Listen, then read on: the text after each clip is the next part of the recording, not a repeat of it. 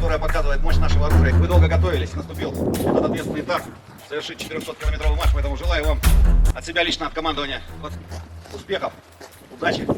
Ну и чтобы у вас в это время все. The war in Ukraine may be entering a more dangerous phase for Europe, not because NATO has entered the war, but because Russia's drones are now testing the space between Ukraine's battlefield and NATO's own border. The latest incident in Romania is not only a local security problem, it raises a much larger question. What happens if drone incursions over NATO territory stop looking like accidents and start becoming routine? According to European and Romanian officials, a Russian drone entered Romanian airspace during attacks near Ukraine. It later crashed into a residential building in Galați, injuring civilians and damaging an apartment block. Russia denied responsibility and questioned the drone's origin. But the political impact was already clear. For Romania, this was not just debris from a distant war, it was a direct violation of national airspace. For NATO, the problem is even more complicated. One drone does not automatically trigger a war, but repeated drone incidents can slowly change the security environment along the alliance's entire eastern flank. That is why NATO's response matters. Secretary General Mark Rutte said the alliance stands ready to defend every inch of allied territory. But the harder question is what that promise means. Against cheap, low-flying drones, this is the first major consequence. Europe now faces a military problem that is much harder than traditional border defense. A drone can be small, low, slow, and still politically explosive if it lands inside NATO territory. Romania can scramble fighter jets, it can deploy radars, it can strengthen air defenses, but intercepting every drone near populated areas is expensive, technically difficult, and politically risky. If NATO shoots too early, it risks escalation or debris falling on civilians. If NATO waits too long, a drone may hit a town, a port, or critical infrastructure. That is the dilemma Russia may be exploiting.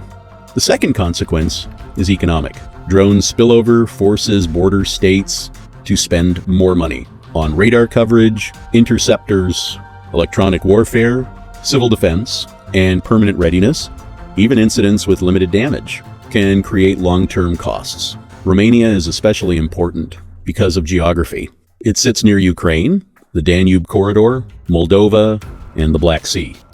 That makes it a frontline state for NATO logistics, grain exports, energy routes, and military reinforcement. A drone incident in Romania, therefore, affects more than Romania.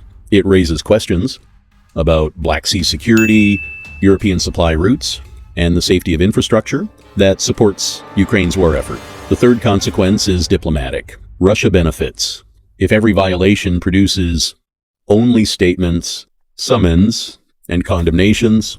Over time, that can normalize dangerous behavior and make future incidents feel less shocking. This does not mean NATO should rush into escalation, but it does mean the alliance must decide where the line actually is, because deterrence becomes weaker. When the red line keeps moving, after every new incident, there is also a technology lesson. The war has shown that drones are not only weapons, they are political tools.